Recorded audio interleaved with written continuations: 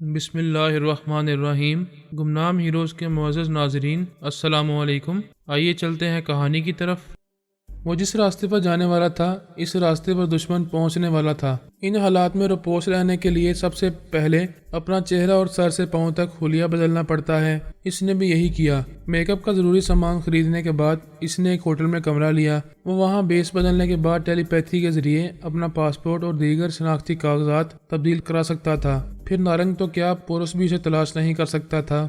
پورس نے new York کے سراغ رساں سے کہا، تم نے آندرے اور سائمن اور اس کے دونوں ساتھیوں کو ٹریپ کیا ہے، مگر ان کا ایک اہم ساتھی بیکر برائٹ میرے ہاتھوں سے نکل گیا ہے۔ وہ خیال خانی کے ذریعے اپنے ساتھیوں تک پہنچنے کی کوشش کرے گا۔ سر آپ اطمینان رکھیں، وہ کسی کے دماغ میں پہنچ نہیں پائے گا۔ ہم نے اس کے تمام ساتھیوں کے دماغوں کو لاک کر دیا ہے۔ بیکر، آندرے اور سائمن وغیرہ نے امریکی کابرین اور ان کے ٹیلی پیتھی جاننے والوں کو معمول بنا رکھا تھا۔ بیکر ان خیال خوانی کرنے والوں کے دماغوں کو لاک کرے گا تو تم ان کی ٹرانسفارمر مشین تک نہیں پہنچ پاؤ گے۔ سر، ہمارے ساتھی ان خیال خوانی کرنے والوں تک پہنچے ہوئے ہیں۔ وہ بیکر کو اپنے کسی مقصد میں کامیاب نہیں ہونے دیں گے۔ پورس مطمئن ہو کر دماغی طور پر اپنی جگہ حاضر ہو گیا۔ رات بہت ہو چکی تھی، اسے اب سونا چاہیے تھا، لیکن بیما اور جمنا کے بارے میں معلوم کرنا تھا۔ بیما اسے آدھی رات کے بعد ہپنوٹائز کرنے والا تھا اور اب آدھی رات گزر چکی تھی۔ اس نے جمنا کے اندر جھانکنا شروع کیا۔ اس کی جسمانی کمزوری اس حد تک دور ہو چکی تھی کہ وہ بستر سے اٹھ گئی تھی، چلنے پھرنے لگی تھی، لیکن دماغی توانائی بحال نہیں ہوئی تھی، اسی لیے پورس کی سوچ کی لہروں کو محسوس نہیں کر رہی تھی۔ اس کے خیالات بتا رہے تھے کہ نارنگ اس کے دماغ میں آنے لگا ہے۔ اسی نے ٹیلی پیتھی کے ذریعے اس کی جسمانی کمزوری کسی حد تک دور کی ہے۔ اس کی توانائی بحال کرنے کے لیے پدمنی کے ذریعے کوئی دوا بھی کھلائی ہے۔ بہت عرصے سے نارنگ اور بیما کے درمیان ٹھنی ہوئی تھی۔ نارنگ کبھی بیما کا گرو تھا، اس نے گرو کے اعتماد کو ٹھیس پہنچائی تھی، اس سے مار ڈالنے کی حد تک دشمنی کی تھی۔ نارنگ نے بھی ایک اعلی کار کے ذریعے اس پر گولی چلا کر اسے اپنا پیدائشی جسم چھوڑنے پر مجبور کیا تھا اور وہ کلپنا کے جسم میں سما گیا تھا۔ نارنگ اسے تلاش کر رہا تھا، پھر پتہ چلا کہ وہ جمنا کے گھر میں چھپا ہوا ہے۔ ایک کے بعد دوسرا جسم بھی چھوڑ کر جسونت کے اندر سما گیا ہے۔ اب وہ مکمل آتما شکتی حاصل کرنے کے لیے جمنا کو ہلاک کرنا چاہتا ہے۔ جسونت کا جسم چھوڑ کر جمنا کے اندر سما کر پہلے مکمل آتما شکتی کے لیے 40 دنوں تک تپسیا کرنا چاہتا ہے۔ اس کے بعد جمنا کے اندر رہ کر اس کا تمام کالا عمل سیکھنا چاہتا ہے۔ وہ اپنے منصوبے کے مطابق کالے علوم سیکھنے کے بعد کسی گبرو جوان مرد کے جسم میں سمانے والا تھا۔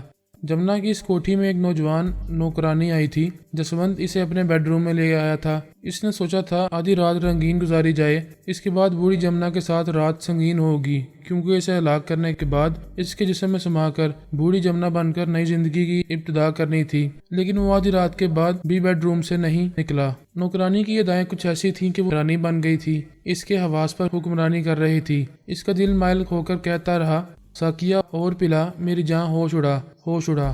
ہوش اس وقت اڑے جب ایک زوردار آواز سے دروازہ کھلا۔ اس نے غصے سے پلٹ کر دیکھا، کھلے ہوئے دروازے پر جمنا ریوالور لیے کھڑی تھی۔ وہ حیرانی سے بولا، تم تو بہت کمزور ہو چکی تھی، بستر پر پڑی ہوئی تھی۔ موت کبھی کمزور نہیں ہوتی، زندہ رہنے والے اسے کمزور سمجھتے ہیں۔ تم چند سانسوں کے لیے زندہ ہو اور دیکھ رہی ہو کہ موت آخری وقت کیسے شیز اور بند کر آتی ہے۔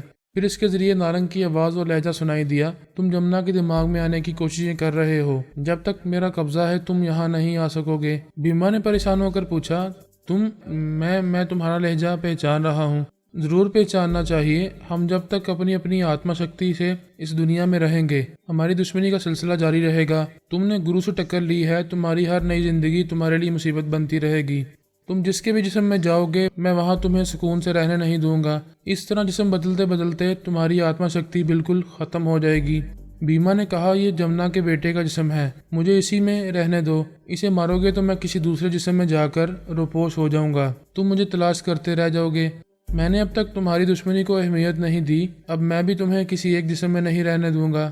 بہتر ہے سمجھوتا کرو، نہ دشمنی کرو نہ دوستی کرو۔ میں تمہیں ہلاک نہیں کروں گا، تب بھی تم جسونت کے جسم میں نہیں رہو گے۔ جمنا کو ہلاک کر کے اس کے جسم میں سما کر اس کے تمام کالے علوم حاصل کرو گے۔ تم بھی جمنا کے تمام علوم حاصل کرنا چاہتے ہو، میں تمہیں اس کے جسم میں نہیں جانے دوں گا۔ ہاں، کبھی جمنا مجھ سے کالا جادو سیکھنے آئی تھی، آج یہ مجھ سے زیادہ علوم جانتی ہے، زندہ رہی تو میرے لیے چیلنج بن جائے گی۔ میں اسے مار ڈالوں گا، پھر اس کے اندر رہا کروں گا اور میں تمہیں رہنے نہیں دوں گا۔ تم پھر بھی جاؤ، مرو اور نیا جسم تلاش کرو اور حساب کرو کہ تمہاری آتما شکتی کس حد تک کمزور ہو چکی ہے۔ میرے حساب سے یہ تیسرا جسم چھوڑ رہے ہو، یہ کہتے ہی جمنا نے گولی چلا دی۔ پہلے اس نے فائرنگ سے بچنے کی کوشش کی، جب دوسری فائرنگ سے گولی لگی تو وہ دوسری گولی کھانے کے لیے بھی تن کر کھڑا ہو گیا، کیونکہ اب بچنے کا فائدہ نہیں تھا۔ ایک گولی سے جسم میں سوراخ ہو چکا تھا، جسم بیکار ہو چکا تھا۔ دوسری گولی لگنے سے پہلے ہی اس نے لپک کر جمنا کا ہاتھ پکڑ لیا، وہ گولی دوسری طرف نکل گئی۔ اس نے ریوالور چھین کر کہا، نارنگ، جمنا اپنے تمام کالے جادو کے ساتھ ختم ہو رہی ہے،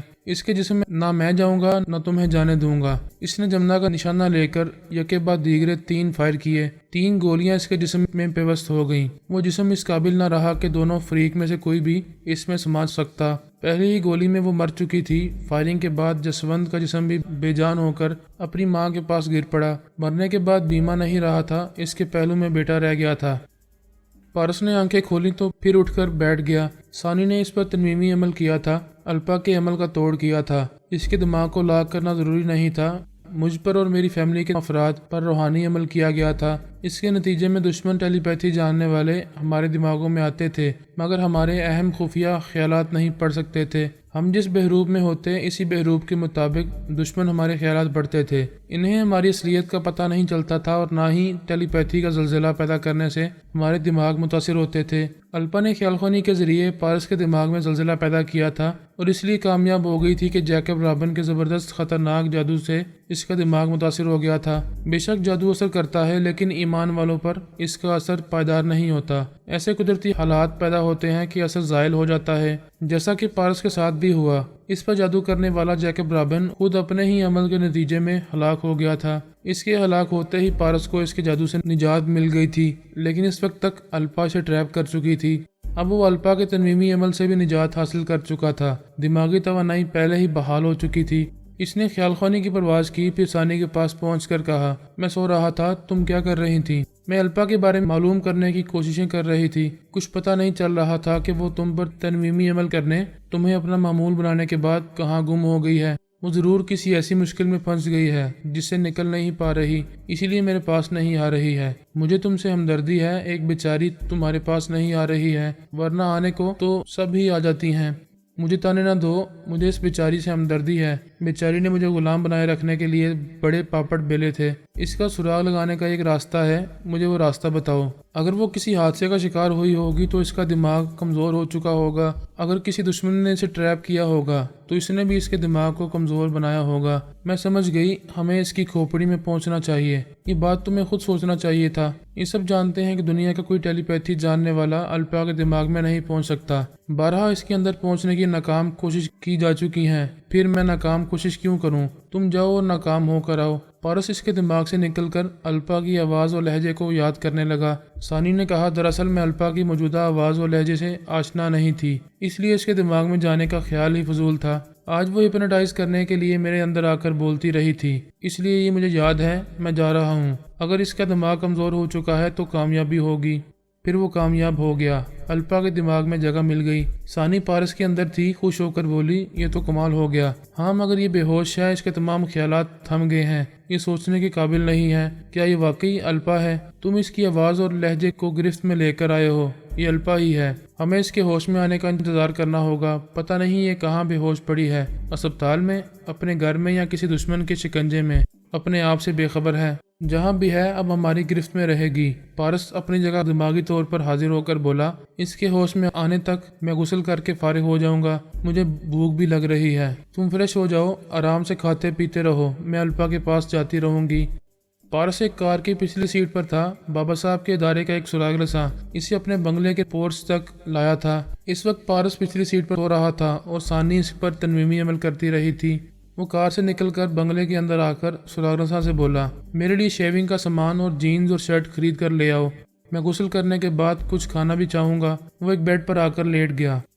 الپا نے بوبی اسمتھ پر بہت پہلے تنویمی عمل کر کے اسے اپنا معمول بنایا تھا۔ اس تنویمی عمل کا اثر زائل ہو چکا تھا، اس کے باوجود وہ الپا سے وفاداری کر رہا تھا۔ پچھلے 12 گھنٹوں سے اسپتال میں تھا، اپنی مالکن کے، اپنی مشوقہ کے ہوش میں آنے کا انتظار کر رہا تھا۔ جیکب رابن نے الپا، بوبی اور جیکی ہنٹر کے سروں کے پچھلے حصوں میں ایک ایک کیل پیوست کی تھی۔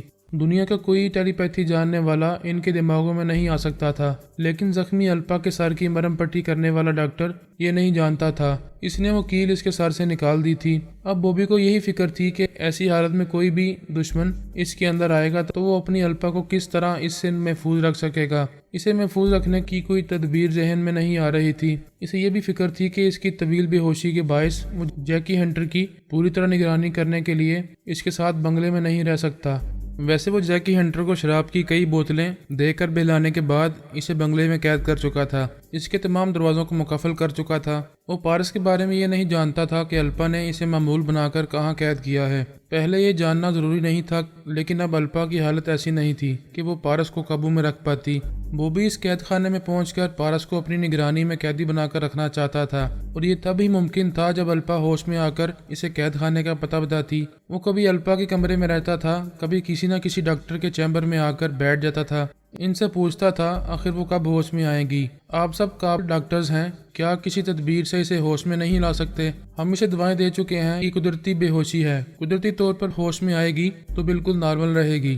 ایک نرس نے آ کر بوبی سے کہا آپ کی مسز کو ہوش آ گیا ہے۔ بوبی ایک ڈاکٹر کے ساتھ تیزی سے چلتا ہوا الپا کے کمرے میں آیا۔ اس نے بوبی کو دیکھ کر کہا او گاڈ بوبی میں زندہ ہوں، مجھے وہ ایکسیڈنٹ یاد آ رہا ہے۔ ہوش کھونے سے پہلے میں نے سوچا تھا کہ زندہ نہیں بچوں گی، مجھے یقین نہیں آ رہا ہے۔ یہاں آؤ، مجھے چھونے دو، مجھے یقین کرنے دو۔ بوبی نے قریب آ کر اس کے ہاتھ کو اپنے دونوں ہاتھوں سے تھام لیا۔ ڈاکٹر نے کہا پلیز پہلے مجھے چیک کرنے دیں، آپ زندہ ہیں اور زندہ سلامت رہیں گی۔ بوبی ایک طرف ہٹ گیا۔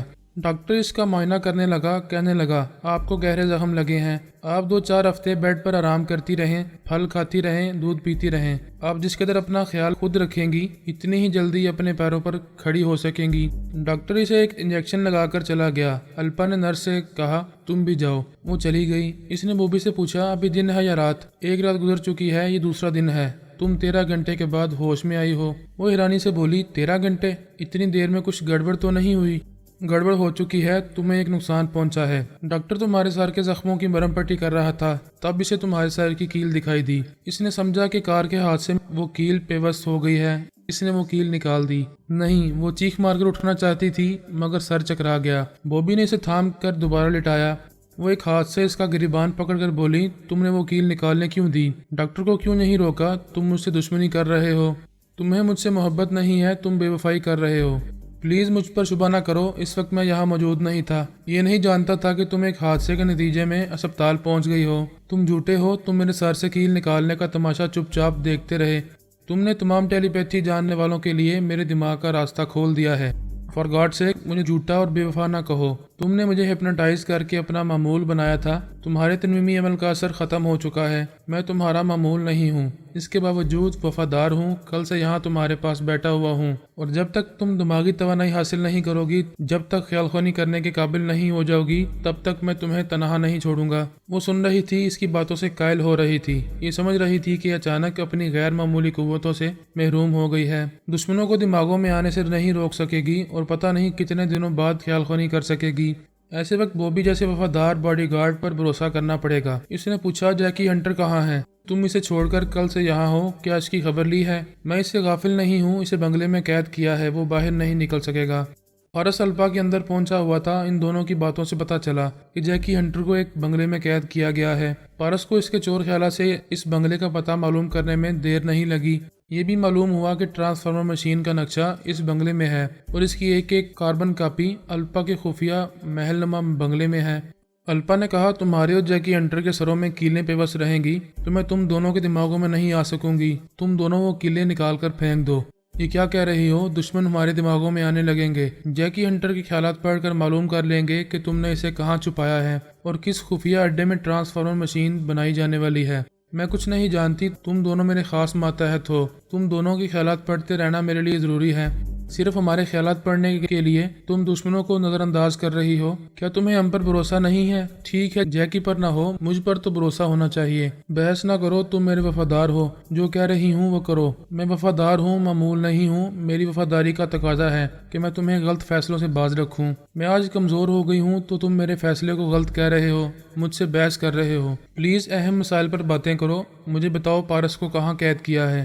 وہ جہاں بھی ہے اس قید خانے سے نکل نہیں سکے گا، تم اس کی فکر نہ کرو۔ قیدی کو ہر طرح سے جکڑنے کے بعد بھی اس کی خبر رکھی جاتی ہے، تم خیال خوانی کے ذریعے اس کے بارے میں کچھ معلوم نہیں کر سکو گی۔ وہ بہت مکار ہے، اس کی طرف سے مطمئن نہیں رہنا چاہیے۔ مجھے بتاؤ قید خانہ کہاں ہے، میں وہاں جا کر اور سخت انتظامات کروں گا۔ میں کہہ چکی ہوں پارس کی فکر نہ کرو، میں کل تک خیال خوانی کے قابل ہو جاؤں گی۔ پارس کی نگرانی کرتی رہوں گی، اس کے دماغ میں اور تم سب کے دماغوں میں رہا کروں گی۔ تم پر اور جیکی پر تنظیمی عمل کروں گی تو تم دونوں کے دماغوں میں میرے سوا کوئی نہیں آئے گا۔ میں کوئی غلطی نہیں کر رہی ہوں، تم سے زیادہ تجربے کار ہوں۔ وہ پھل کھا رہی تھی اور دودھ پی رہی تھی، جلد سے جلد توانائی حاصل کرنا چاہتی تھی۔ وہ اپنی عادت سے مجبور تھی۔ بوبی تو کیا اپنے سائے پر بھی بھروسہ نہیں کرتی تھی۔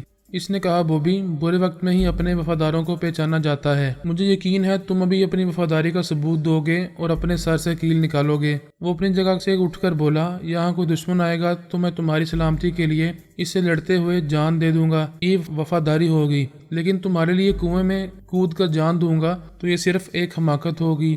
اپنے سر سے کیل نکالنا دشمنوں کو جان بوجھ کر اپنے دماغ میں آنے کی دعوت دینا کنویں میں کودنے کے مترادف ہے۔ تم مجھ سے ایسی حماقت کی توقع نہ کرو۔ تم میرا حکم ماننے سے، وہ کہتے کہتے رک گئی، پھر بولی، مجھ سے محبت کرتے ہو اور میری بات ماننے سے انکار کر رہے ہو۔ آؤ یہاں بیٹھو، میری خوشی کے لیے سر سے کیل نکالو۔ سوری، میرا انکار ابھی تمہیں برا لگ رہا ہے، تمہارے چہرے سے غصہ ظاہر ہو رہا ہے، لیکن بعد میں تم میری دانشمندی کو تسلیم کرو گی۔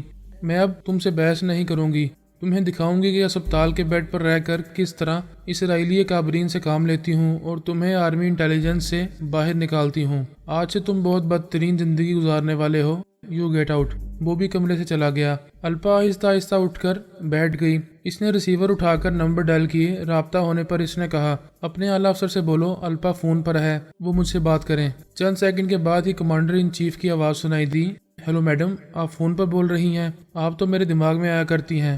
میں بھی خیال خوانی کے قابل نہیں ہوں، تم جانتے ہو میرا اصل چہرہ کوئی نہیں پہچانتا اور کوئی میرا پتہ نہیں جانتا۔ میں ابھی مصیبت میں ہوں، تمہیں اپنا رازدار بنانا چاہتی ہوں، کیا ابھی میرے پاس آؤ گے؟ آپ مجھے رازدار بنا رہی ہیں، یہ میرے لیے خوشی کی بات ہے، میں ابھی آؤں گا۔ الپا نے اسپتال کا پتہ بتا کر کہا، یہاں آنے سے پہلے بوبی اسمتھ کو موجودہ اسپیشل سیکیورٹی افسر کے عہدے سے نکال کر کاغذات دے آؤ اور اسپتال میں اپنے خاص جوانوں کی ڈیوٹی لگاؤ۔ بوبی اسمتھ کو میری صحت یابی تک کہیں نظر بند رکھو۔ دشمن سے زیادہ مجھے اس سیکیورٹی افسر سے خطرہ ہے، تم جلد سے جلد کارروائی کرو۔ اس نے اسپتال کا فون نمبر بتا کر ریسیور رکھ دیا۔ آدھے گھنٹے کے بعد ہی فوج کا وہ اعلیٰ افسر اسپتال پہنچ گیا۔ الپا کے کمرے میں آ کر اسے سلیوٹ کرتے ہوئے بولا، میڈم میں نے بوبی اسمتھ کے خلاف کاغذات تیار کرائے ہیں، وہ جہاں بھی ہوگا اسے گرفتار کر لیا جائے گا۔ کیا وہ یہاں نہیں ہے؟ یہاں نظر نہیں آ رہا، میں نے اس کے موبائل فون پر رابطہ کیا تھا مگر اس نے فون بند رکھا ہے۔ آفیسر، میرے ایک خفیہ بنگلے کا اور رابنسن اسٹریٹ کے ایک بنگلے کا پتہ نوٹ کرو، وہاں سخت پہرا لگا دو، دونوں بنگلوں کے اندر کسی کو جانے نہ دو، اگر کوئی اندر ہو تو اسے باہر نہ آنے دو۔ اعلیٰ افسر نے پتہ نوٹ کر کے فون پر احکامات صادر کیے، پھر الپا سے کہا، میڈم آپ کسی کے سامنے نہیں آتی، میرا سامنا کر رہی ہیں، آپ کا اعتماد جو مجھ پر ہے میں اسے ہمیشہ قائم رکھوں گا۔ وہ بولی، مجھ سے وفاداری کرنے والے تمام عمر بے انتہا دولت سے کھیلتے رہتے ہیں۔ فون کی گھنٹی بجنے لگی۔ الپا نے ریسیور اٹھا کر سنا، پھر اعلیٰ افسر کو ریسیور دیتے ہوئے کہا، تمہارا فون ہے۔ اس نے فون لے کر کان سے لگایا، پھر یوں ہوں ہاں کرنے لگا جیسے دوسری طرف کی باتیں سن رہا ہے۔ پھر اس نے ریسیور رکھ کر کہا، میڈم وہ بھی آپ سے دھوکہ کر رہا تھا، کیا وہ پکڑا گیا ہے؟ جی ہاں، وہ آپ کے خاص بنگلے میں گھس گیا تھا، ایک سیف کھول کر ٹرانسفارمر مشین کا نقشہ چرا رہا تھا۔ الپا نے چونک کر پوچھا، کیا بوبی صاحب کو بتا چکا ہے کہ وہ ٹرانسفارمر مشین کا نقشہ ہے؟ جلدی کرو، ابھی جاؤ، اس نقشے کو کسی کے ہاتھ نہ لگنے دو۔ وہ کسی کے ہاتھ نہیں لگے گا، آگے سنیے۔ فوجی جوان رابنسن اسٹریٹ کے بنگلے میں گئے تھے، وہ باہر سے بند تھا، دروازہ توڑ کر اندر جانے سے جیکی ہنٹر دکھائی دیا، اسے گرفتار کر کے اس کی بیٹی ڈائنا کے پاس پہنچایا جا رہا ہے۔ الپا نے کہا، یہ تم کیا کہہ رہے ہو؟ ڈائنا کے پاس اسے کیوں پہنچایا جا رہا ہے؟ وہ دونوں باپ بیٹی اپنے وطن امریکہ واپس جائیں گے اور ٹرانسفارمر مشین کا وہ نقشہ بابا صاحب کے ادارے والے لے جا رہے ہیں۔ وہ ادارے والے کہاں سے آ گئے؟